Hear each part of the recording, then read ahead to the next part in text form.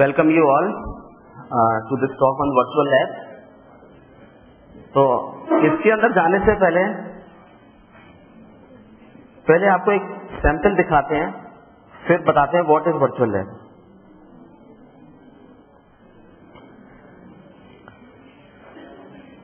Basic example ले लेते हैं. आपने पेंडुलम का एक्सपेरिमेंट किया होगा शायद. तो इस एक्सपेरिमेंट को हम कंप्यूटर के द्वारा करके देखते हैं.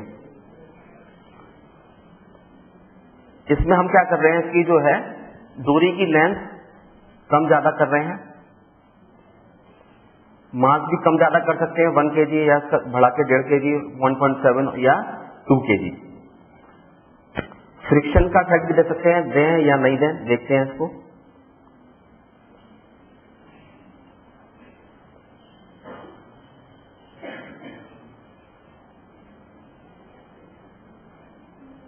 और इसको छोड़ देते हैं.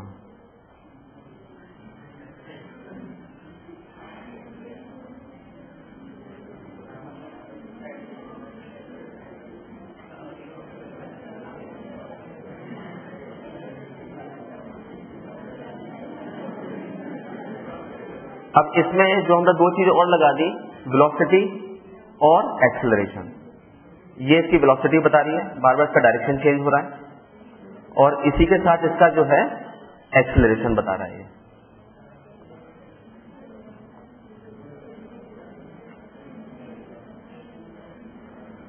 अब इसके अंदर आपको फ्लेक्सिबिलिटी क्या है, जो यूनिकनेस जो है वर्चुअल लैब की, अब आपको समझ में आएगी.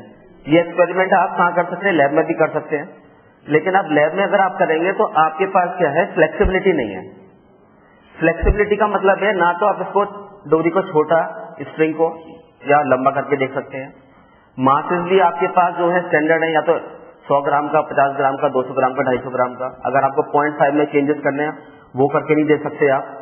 प्लस वेलोसिटी और एक्सेलरेशन जो भी आप समझेंगे वो आपको अपने दिमाग से समझना है. जैसे यहाँ आपको दिखाई दे रहा है कि वेलोसिटी का डायरेक्शन कब चेंज हो रहा है, वहां तो नहीं दिखाई देगा आपको.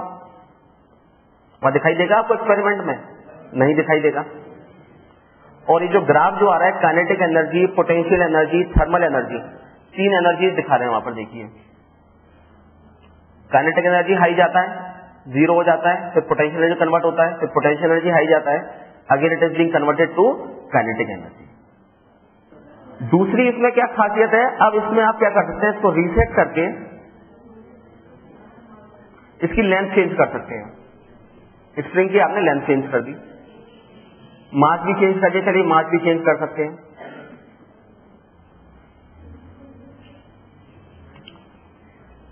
और अब इसको चला के देखते हैं. अब वैल्यूज चेंज देख सकते हैं क्या हो रहा है, उसका फर्क क्या आ रहा है. तो जो अंदर की जो जिज्ञासा है, जो कि लैब में सॉल्व नहीं हो सकती, लैब में एक लिमिटेशन है. जो नॉर्मल जो आपकी फिजिकल लैब है उसके अंदर क्या है, एक लिमिटेशन है. उसमें आप ग्रुप में एक्सपेरिमेंट करते हैं, जो सेटअप है वो लिमिटेड है हमारे पास. जो एक्सपेरिमेंट के जो सेटअप है वो लिमिटेड है. प्लस उसमें आपको सेटअप में काफी टाइम लगता है. हम ये नहीं कह रहे कि हम उसको रिप्लेस कर रहे हैं, क्योंकि एक्सपेरिमेंट का फील तो वही आता है. एक्सपेरिमेंट का जो फील है वो तो वही आता है. Please make this clear that we are not replacing the actual hands on lab. This is only meant to supplement it. This is only meant to supplement it. लेकिन अब इससे क्या है, इसमें आपकी सारी की सारी क्वेरीज कौन सी सॉल्व हो जाती है कि अगर ये करूंगा तो क्या होगा, जो कि इन बातों का सॉल्यूशन आपको रियल टाइम में नहीं मिलता है. क्योंकि अगर 60 बच्चे के हर बच्चा 4 क्वेश्चन पूछे तो 60 चौक कितने हो गए आपके, 240 हो गए. अब 240 क्वेरीज कैसे सॉल्व होंगी क्लास के अंदर. अब इसके अंदर क्या है, हर एक के पास अपना एक्सेस है अकेले में, और वो अपना कर करके देखता रहे क्या फर्क हो रहा है. एक्सेलरेशन ऐसे क्यों हो रहा है, वेलोसिटी क्यों हो रही है, एनर्जी कैसे कन्वर्ट हो रही है. यहाँ देख लें, 0 पे जाती है energy, kinetic energy, potential energy वो भरती है तो दूसरी नीचे हो.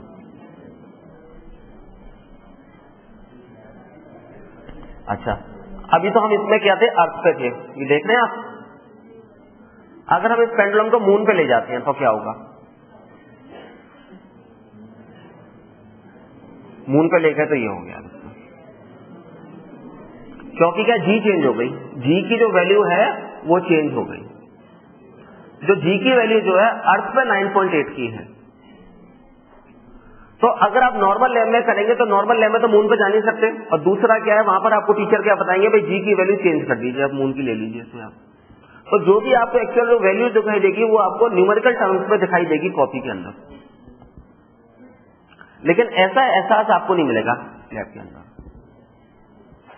कि वही पेंडुलम है, वही वेट है, वही लेंथ है, अर्थ पे जो है ज्यादा स्पीड से चल रहा है वो,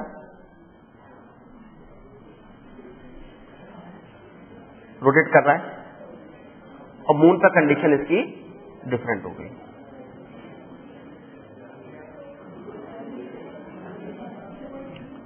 अब इसको जुपिटर पे ले जाते हैं, तो हो क्या रहा है, बेसिकली जी की वैल्यू चेंज हो रही है। जी तो आपको पता है, जी की वैल्यू 9.8 ली जाती है, लेकिन वो वैल्यू किसके लिए है, वो वैल्यू केवल अर्थ पे फिजिबल है। अब जी हमने 0 कर दिया, जी की वैल्यू जो है 0 कर दी, तो अब ये घूम रहा है। अभी तो क्या रहा था, जी उसको वापस लेकर आता था, ग्रेविटी अपनी तरफ खींचती नहीं खींचती है, अब जी की वैल्यू 0 हो गई। तो अब क्या हो रहा है, जो भी चल रहा है ये काइनेटिक एनर्जी और पोटेंशियल एनर्जी के माध्यम से चल रहा है, वेलोसिटी और एक्सीलरेशन के माध्यम से, और टोटल एनर्जी वहां पे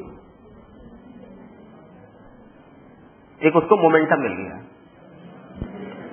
तो वर्चुअल लैब क्या है, बेसिकली जो कि आप दूरगामी दूर से एक कंप्यूटर के इंटरफेस के द्वारा किसी भी लैब को एक्सेस कर सकते हैं और कर सकते हैं। तो एक गवर्नमेंट ऑफ इंडिया का हमारे देश में बहुत बड़ा ये इनिशिएटिव चल रहा है वर्चुअल लैब का, जिसमें कि हर कोर्स की एक लैब डेवलप की गई है। हर कोर्स मतलब केमिस्ट्री, फिजिक्स, बायोलॉजी प्लस सारी फील्ड्स आपकी इंजीनियरिंग के अंदर।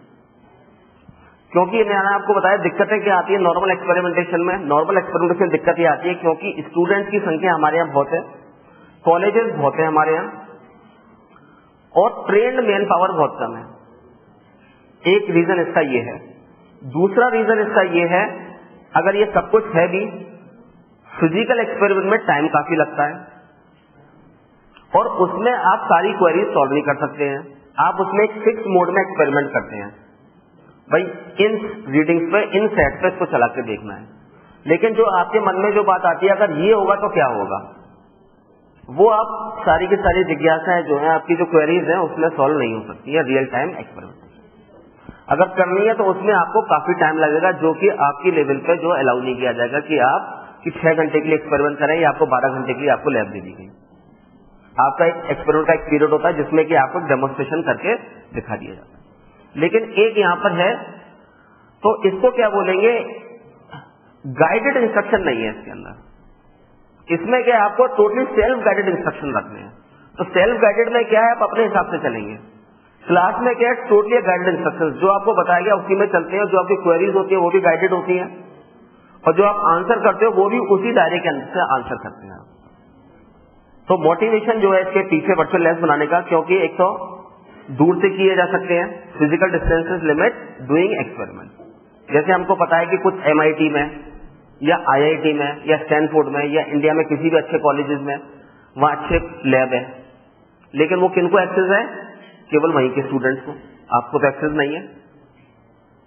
दूसरा क्या है कि आपके इक्विपमेंट जो है बहुत कॉस्टली आते हैं, तो हर कॉलेज वाले उसको जो है अफोर्ड नहीं कर सकते हैं। और तीसरा क्या है, जैसे मैंने आपको ट्रेंड मैन पावर अवेलेबल नहीं है, क्योंकि एक्सपेरिमेंट कराने के लिए भी आपको चाहिए जो कि उसका जानकार हो और पूरा ट्रेंड हो। मैंने आपको, अदरवाइज गाइडेड एक्सपेरिमेंट होगा, जितना वो बताएगा उतना आप जान पाओगे, उतना आप सीख पाओगे। अगर जानकारी कम जानकार है तो क्या होगा, उतनी नॉलेज आगे इनटू मल्टीप्लाई स्टार्ट होगी। अगर कोई एरर जा रहा है, गलती जा रही है, तो वो भी इनटू स्टार्ट होती जा रही है, जो कि इसके अंदर नहीं है।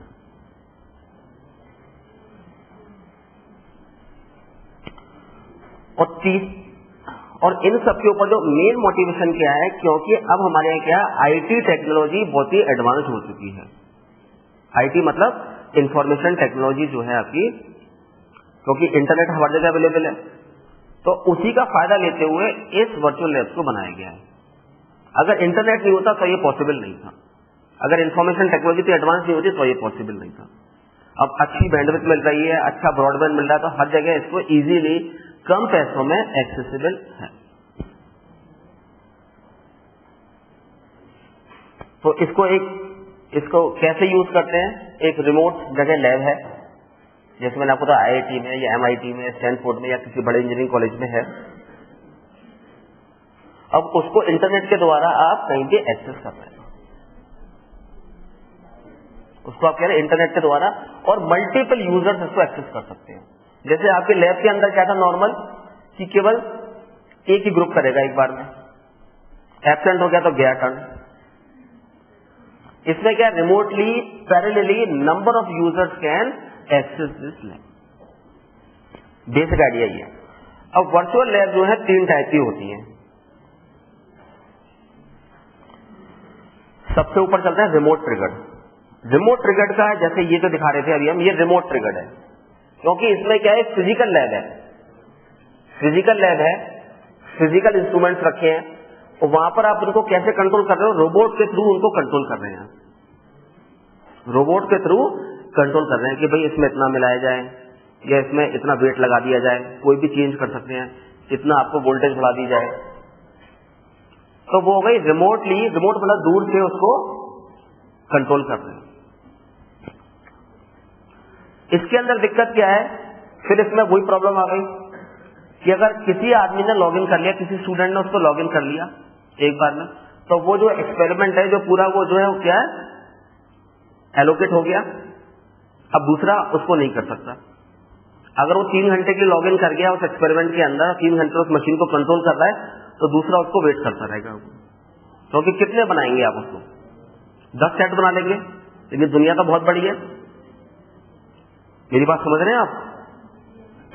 भाई ऐसे सेटअप कितने बना सकते हैं? 10 सेटअप बना लिए आपने, तो इसको केवल 10 लोग एट ए टाइम एक्सेस कर पाएंगे। और किसी के ऊपर आपने देखा होगा कंट्रोल नहीं है, कोई 2 घंटे बैठा है, कोई 4 घंटे बैठा है। जिस तरीके से आप रेलवे रिजर्वेशन सेंटर पर अगर कभी गए हैं, तो अगर कोई आगे क्यू में रिजर्वेशन करा रहा है, तो अगर वो आधे घंटे ले रहा है तो पूरी लाइन रुक जाती है। उसमें कोई टाइम लिमिट नहीं है कि भाई आप 2 मिनट में रिजर्वेशन कराइए, क्योंकि उसकी अपनी क्वेरीज होती है कि नहीं इस ट्रेन में इस ट्रेन में देखिए, इस ट्रेन में इस ट्रेन में देखिए, वो छोड़ता नहीं है। तो सेम थिंग अगर कोई रिमोट लैब में इसको एक्सपेरिमेंट को एक्सेस करके बैठ गया 2 घंटे 3 घंटे, तो ये उसमें प्रॉब्लम है रिमोट ट्रिगर्ड लैब में।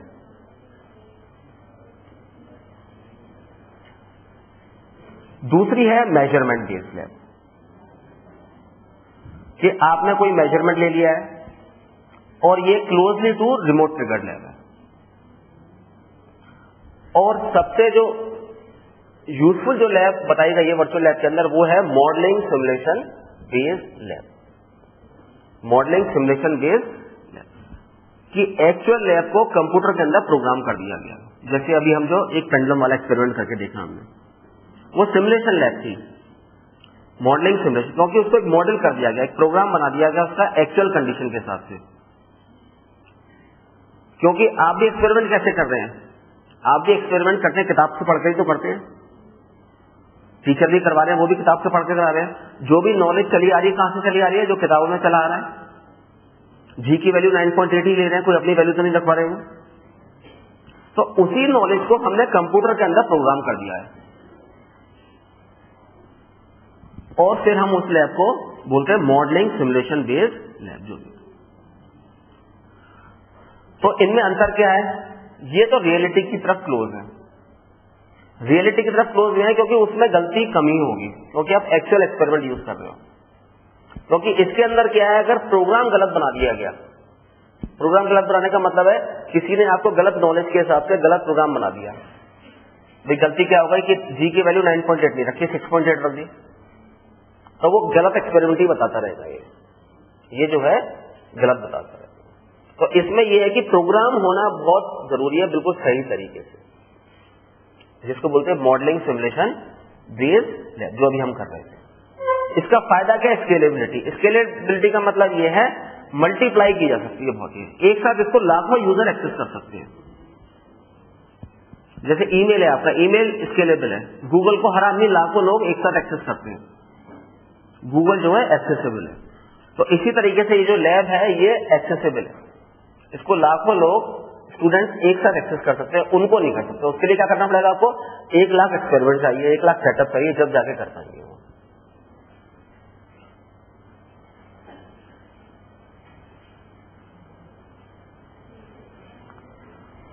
इसमें जो सबसे मेन पॉइंट है वो ये है वर्चुअल लैब का, to enable the students to learn to their own pace. क्योंकि क्लासरूम टीचिंग में क्या है, एक पर्टिकुलर पेस पे क्लास चलती है। जो एवरेज स्टूडेंट्स हैं या हाई एंड स्टूडेंट्स हैं, वो कहता है आंसर आ गया, टीचर आगे बढ़ जाते हैं। होता है नहीं होता? आपने अक्सर देखा होगा, कोई सवाल दिया करने की और पूछा भाई हो गया, 1-2 बार आगे हो गया तो बस आगे चल रही है।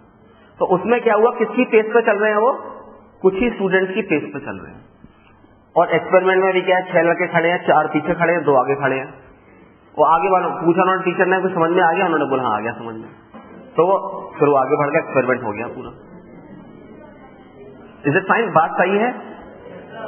इसमें क्या है, इन एक्सपेरिमेंट्स में आपके पास फुल फ्लेक्सिबिलिटी है, क्या? To enable the students to learn at their own pace. अपनी स्पीड पे आप इसमें लर्न कर सकते हैं। बार बार करिए, 2 बार करिए, 4 बार करिए, 8 बार करिए, 10 बार करिए। और अगली बात जो सबसे मोस्ट इंपॉर्टेंट है, जो कि क्लास में नहीं हो सकती है, and to arouse their curiosity. हर एक में क्यूरियोसिटी होती है, भाई ये रस्सी मोटी होती तो क्या होता, पेंडुलम के एक्सपेरिमेंट में वेट दूसरा होता क्या होता, जी की वैल्यू अलग लेने तो क्या होगा। वो सारे सॉल्यूशंस आपको यहाँ मिल रहे हैं। क्योंकि फेल होगा, टूटेगा तो यहाँ टूटा दिख जाएगा, लेकिन वहां अगर टूट जाएगा तो बड़ी प्रॉब्लम हो जाएगी। बात सही है? तो जो सबसे जो इम्पोर्टेंट है, that you can learn yourself at your own pace any time, and if and then questions can be solved. कि if it is a value what would happen, if and what situations can be solved and queried in these modelling and simulation labs. और ये तो आपको बताया कि दूर से कहीं भी ये एक्सेस की जा सकती हैं, एनीवेयर।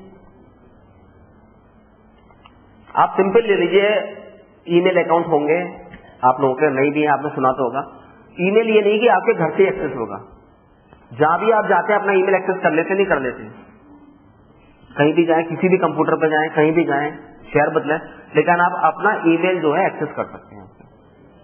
तो वही फायदा इनके अंदर है कि मैप दिखाया था आपको कि वर्चुअल लैब जो है कहीं से भी किसी भी तरीके से किसी भी टाइम एक्सेस की जा सकती है।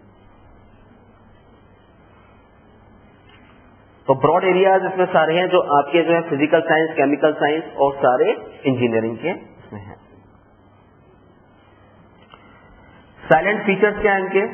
Virtual lab are free to use, accessible through internet and even on your mobile phones. क्योंकि आपने देखा होगा नए मोबाइल फोन्स बहुत एडवांस आ गए हैं, उसमें भी एक्सेस हो सकती है। इसलिए एक्सेस हो सकती है क्योंकि ये बहुत ही ऑप्टिमल मैनर में बनाई जा रही है, जिनमें की बहुत कम कैपेसिटी ले। Developed in self learning mode, guided mode में नहीं है, टोटली सेल्फ लर्निंग मोड में है। Innovative experimentation any time anywhere lab and over 85 virtual lab. India की बता रहा हूं, विदेश की तो बहुत सारी हैं, इंडिया में 85 लैब तैयार हो चुकी हैं। और उसके अंदर क्या है, आप उसमें क्वेश्चन आंसर्स भी दे रखे हैं। आप अपने क्वेश्चन है आंसर उसमें दीजिए, आपको इमीडिएट मार्किंग मिल जाएगी कि सही है या गलत है, और सही आंसर भी मिल जाएगा। वो भी करके देखते हैं अभी। इंटेंडेड यूजर्स, देखिए आप लोग भी इसमें high school students whose inquisitiveness will be triggered, possibly motivating them to take up higher study। आप कोई भी लैब खोल लीजिए, जो भी इलेक्ट्रॉनिक्स की ले लीजिए, बायोटेक्नोलॉजी भी देखिए उसमें आप पूरी फील्ड। क्योंकि अभी आप कैसे चल रहे हैं, अभी तो आप चल रहे हैं जो आपसे कह दिया जाए, या तो आपके पेरेंट्स आपको बता दें, या आपके लोग बता दें, या दोस्त बता दें, भाई ये फील्ड अच्छी है, आपको समझ में आ गया। या 4 लोगों ने लिए तो 2 और लेंगे, भाई उन 4 ने लिए तो हमारा क्राइटेरिया किस पर डिपेंड है, क्लास किधर जा रही है। Is it okay? इसमें क्या है, आप अपने पेस पे हर चीज को खुद समझ सकते हैं। अब ओपन है कि सिविल इंजीनियरिंग में क्या है, बायोटेक्नोलॉजी में क्या है, मैकेनिकल इंजीनियरिंग में क्या है, इलेक्ट्रॉनिक्स में क्या है, फिजिक्स में क्या है, क्या क्या नहीं हो सकता।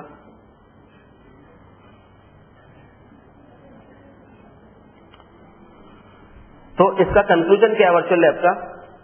ऑन डिमांड लैब है, इंटीग्रेटेड लर्निंग है, मतलब हर तरीके से लर्निंग है इसमें।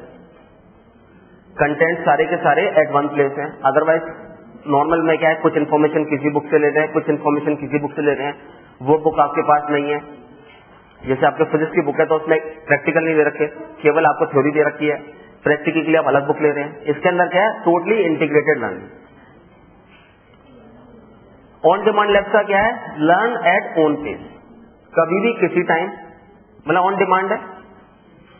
जबकि आपके क्या है, क्लासरूम में फिक्स लर्निंग है, भाई 12 से 10 से 1 आपका पीरियड है लैब का, उसमें आ गए ठीक है, नहीं आया नो। इसमें क्या है, totally on demand. Self evaluation possible है इसके अंदर, और सबके एनिमेशन और वीडियो ट्यूटोरियल दे रखे हैं। और सबसे आखिरी जो बात है, that is freedom to make mistakes. कहते हैं ना, गलती से सीखता है, और क्लास में आप गलती नहीं कर पा रहे हैं क्योंकि आपको एक गाइडेड वो चल रहा है पूरा। It is totally guided instructions are taking place. Is it okay?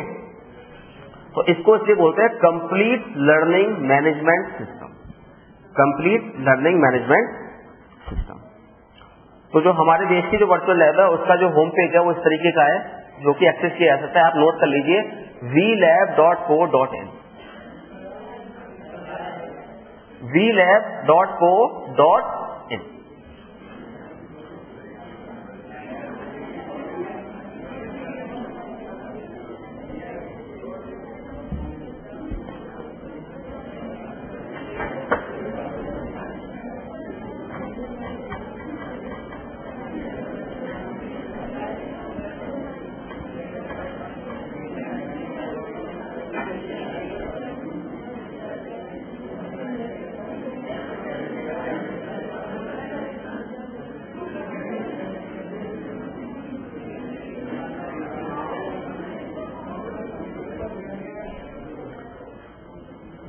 ये इसका होम पेज है, vlab.co.in। और इसमें आप देखें, खुशी की बात है, जो ये लैब डेवलप की गई है उसमें हमारी यूनिवर्सिटी भी इन्वॉल्व है।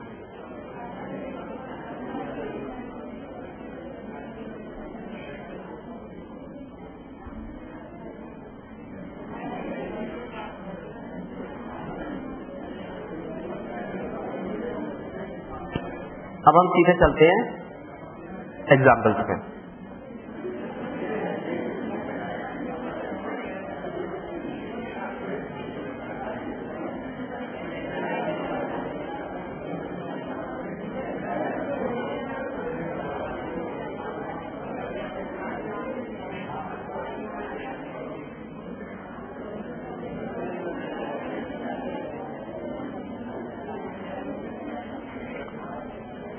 मेडिकल साइंस में भी कैसे पढ़ाते हैं, बायोलॉजी में भी कैसे पढ़ाते हैं कि भाई कौन से सेल कैसे दिखाई देते हैं, मैक्सिमम ऐसे करा दिए जाते हैं। और उसमें कौन कौन सा तरीका होता है आपका। अब हम इसको प्रोजेक्टर पर देख रहे हैं, स्लाइड्स दे रखी हैं आपको, इसको लाके हमने स्लाइड को यहां रख दिया, ये ऐसे दिखाई देती है।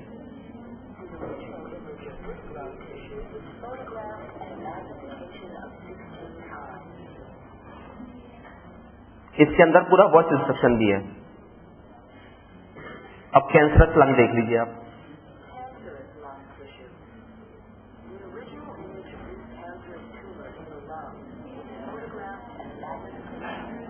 अब मैं अपने आपको बता रहा हूं कि मुझे नहीं पता था, अब मैं इससे सीख गया। एक नॉर्मल, अदरवाइज क्या, you have to go to a doctor, या कुछ आपको नॉर्मल लैंग्वेज लेनी है, या किताब में पढ़िए, किताब में जैसा होगा डार्क कलर का होगा, ऐसा होगा, लेकिन उसमें एक्चुअल इमेज नहीं दे रखी, डिफरेंस नहीं दे रखा। नॉर्मल स्टमक के सेल्स देख लीजिए आप,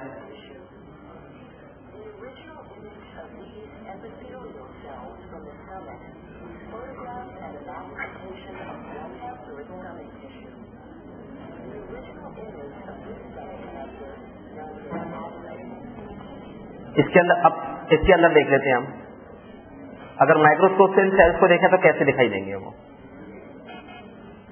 ये ला के रखिए इसमें।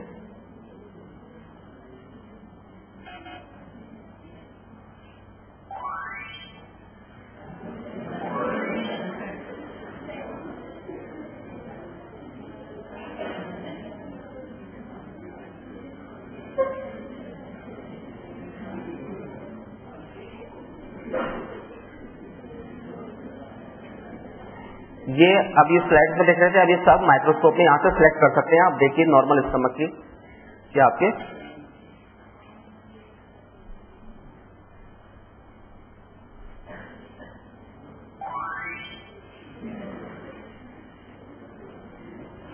प्लस मैंने आपको बताया था कि इसमें एनिमेशंस भी अवेलेबल है।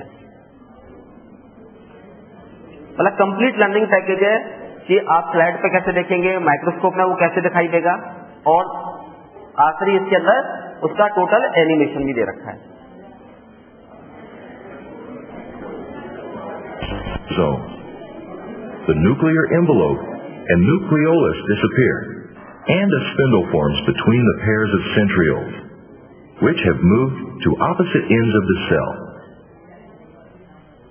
In metaphase, the chromosomes move to the equator of the spindle, with each chromatid attached to a separate spindle fiber by its centromere.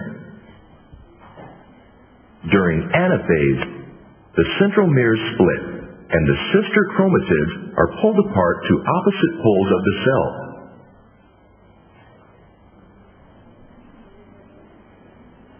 Each chromatid is now a separate chromosome.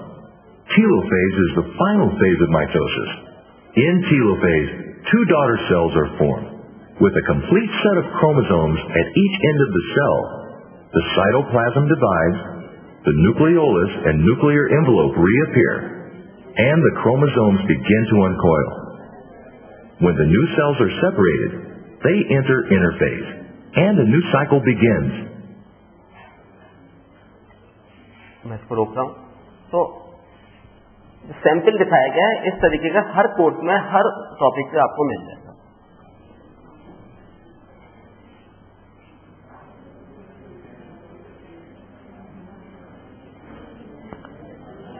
अब ये blood pressure का experiment है कि हमें blood pressure compare करने हैं, कैसा blood pressure आता है। तो इसमें हम ले सकते हैं, जेंडर ले सकते हैं, मेल या फीमेल, मेल ले लिया हमने, एज रेंज ले सकते हैं हम। फिर डॉक्टर्स को ऐसे ही पढ़ाया जाता है, उसी तरीके से वो लोग ट्रेन होते हैं। हमने कोई एज ग्रुप ले लिया 35 से 44 का, ये लोग आ गए, और हमने दबा दिया मेजर ब्लड प्रेशर। सबके ब्लड प्रेशर आ गए। अब देखते हैं लाल वाले का लाल क्यों आ रहा है। अब उसमें पता चला कि फैमिली हिस्ट्री क्या थी, हाइपरटेंशन की थी, high salt diet no, lack of exercise yes, alcohol consumption yes, this may be the reason. और उसका हाइट भी दे रखी है आपकी और वेट भी दे रखा है, क्योंकि ये इन सब पैरामीटर्स पर ब्लड प्रेशर डिपेंड करता है। तो अगर आप क्या करेंगे, एक पे नोट करेंगे, एक करेंगे, इसमें क्या आपको सारे कंपेरिजन आ रहे हैं।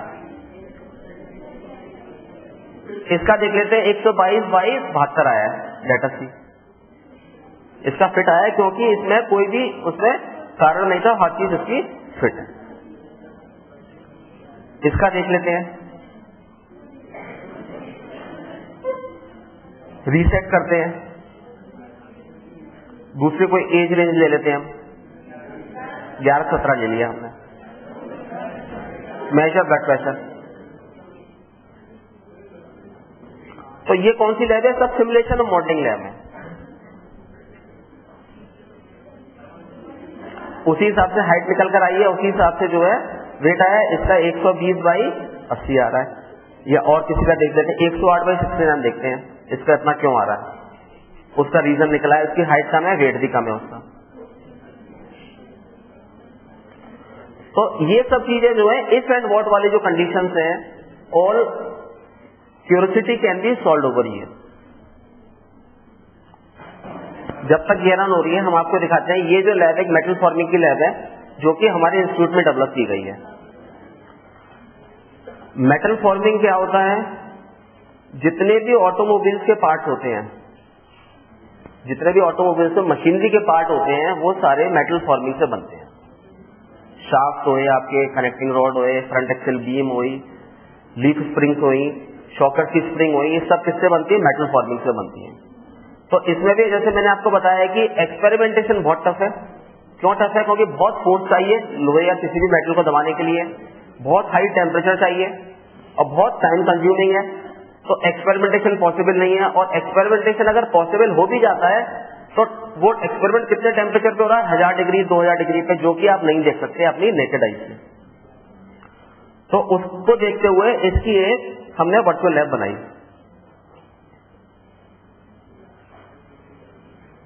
जैसे मल्टी स्टेप फोर्जिंग लेते हैं हम,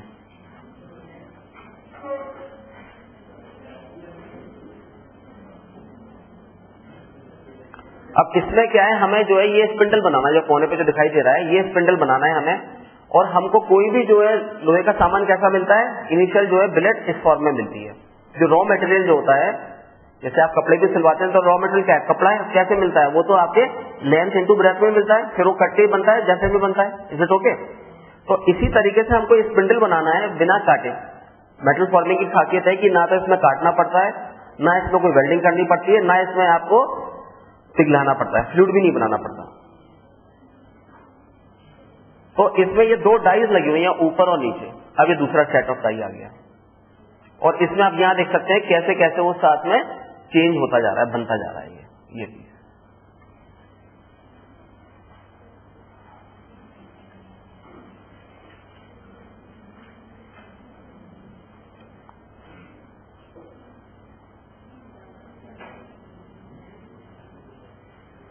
इसमें ये भी देखते कितनी कैसे कैसे कितनी फोर्स लगती जा रही है इसको बनाने में,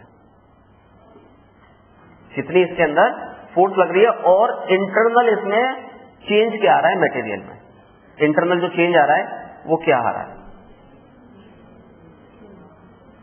और इसका माइक्रोस्ट्रक्चर किस तरीके से दबता हुआ जा रहा है वो।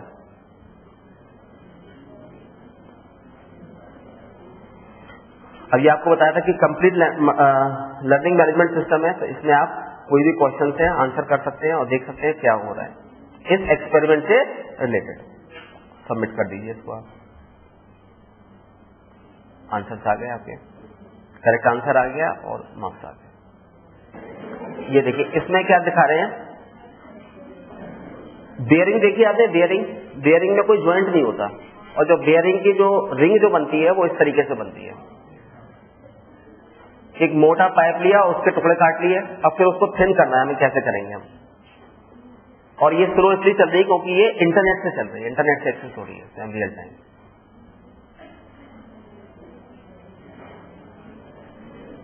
तो इसको डाउनलोड करके भी चला सकते हैं। और इसमें आप देख रहे हैं क्या क्या इसमें चेंजेस आ रहे हैं, अंदर टेम्परेचर कैसे चेंज हो रहा है जब ऊपर से फोर्स लगा रहे हैं। ये एक हैमर का काम कर रहा है इसको पीटने का। ये रिंग रोलिंग दिखाई गई है, कैसे उसका डायमीटर कम कर रहे हैं, रिंग बनाने के लिए किस तरीके से उसका डायमीटर कम कर रहे हैं, ये आप देख रहे हैं नीचे। ये चल रहा है और उसकी कैरेक्टरिस्टिक्स कैसे कैसे इसकी चेंज होती जा रही है। एक इसका लास्ट एग्जांपल ले लेते हैं हम। इसमें हम देखेंगे एनर्जी कैसे चेंज हो रही है।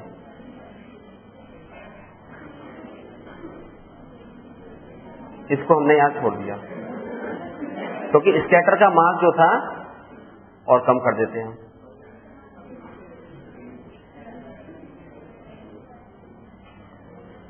अब नहीं जाएगा और उसको यहां से छोड़ेंगे हम तो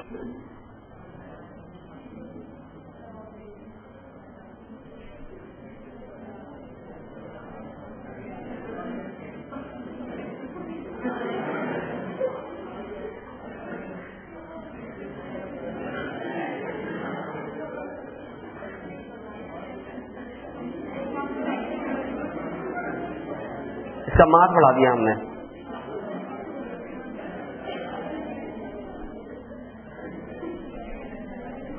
अच्छा, इसको अभी हम यहाँ लाके छोड़ते हैं।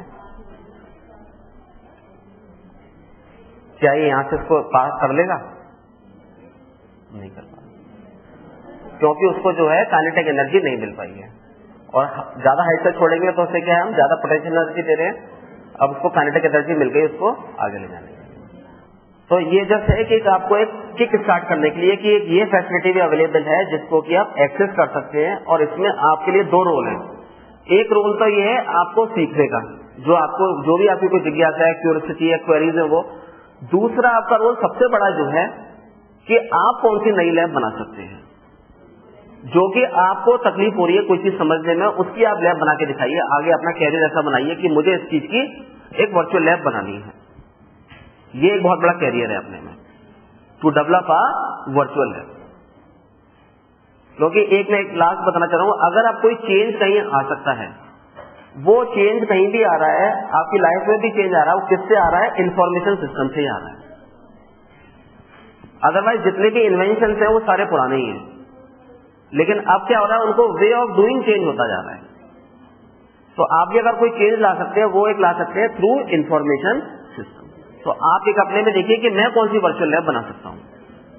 Thank you.